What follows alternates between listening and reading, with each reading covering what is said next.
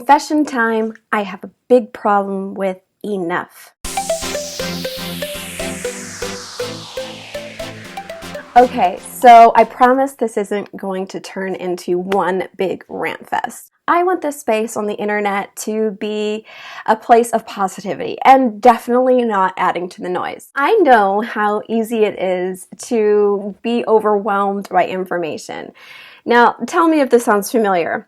If you've found yourself in what I like to call infotainment, let's say you've shared a TED Talk with a friend of yours, or watched a TED Talk yourself, or if you found yourself in the aisles of Barnes & Noble, finding that perfect book that's going to answer your question, or checking out a book on Amazon, and you've noticed your stack of books on the bedside table is getting a little bit high.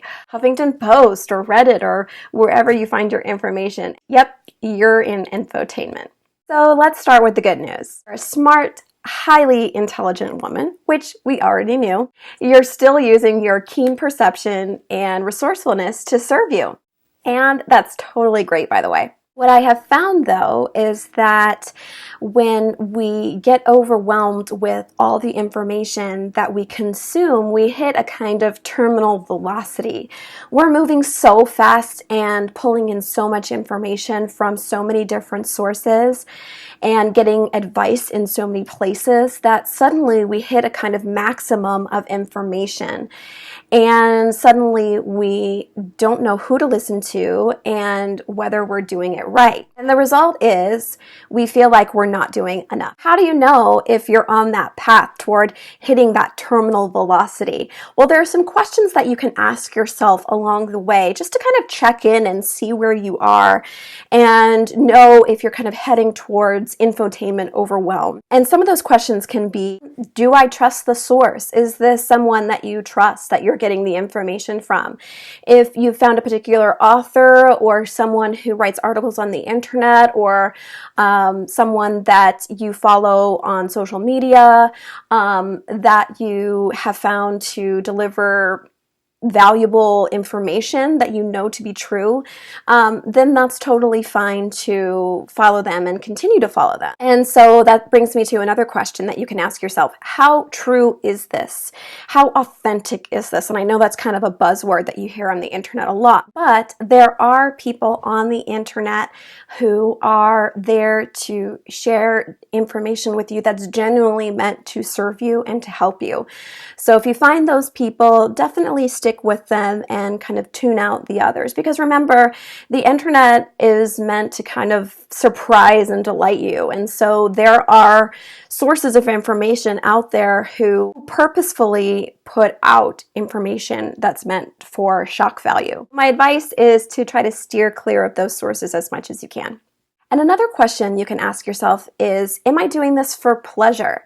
Because if you love to read, that's great. If you love to look at your phone for a little bit before you go to bed, that's okay too. And so it's really about asking yourself and checking in, what are my intentions for this?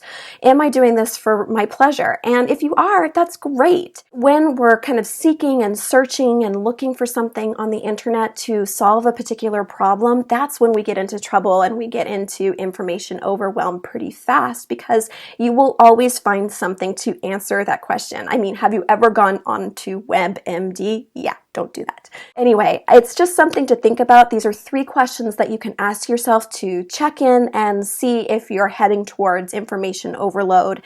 And you can kind of slow down and tune in to what's truly making you happy in the moment. So at the beginning of this video, we talked about how all this information and kind of not knowing who to trust and taking in all this advice on a daily basis, well, suddenly we find ourselves in feeling like we're not enough, like we're not doing something right. So I just want you to know, trust the source.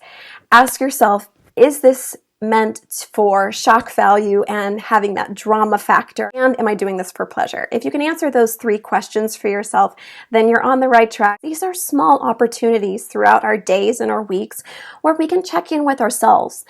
so we're not becoming overwhelmed and distracted from what really matters most to us. So at the time of this recording, it's November, and if you're watching this, I'm going to be launching in a couple weeks my Calm Mind Cozy Home Challenge.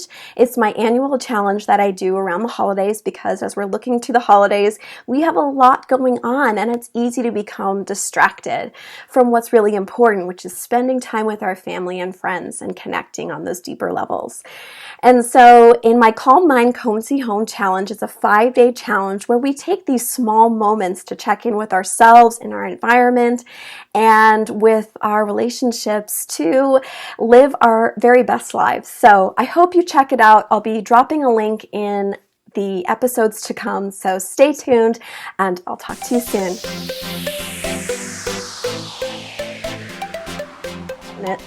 Oh, blah, blah.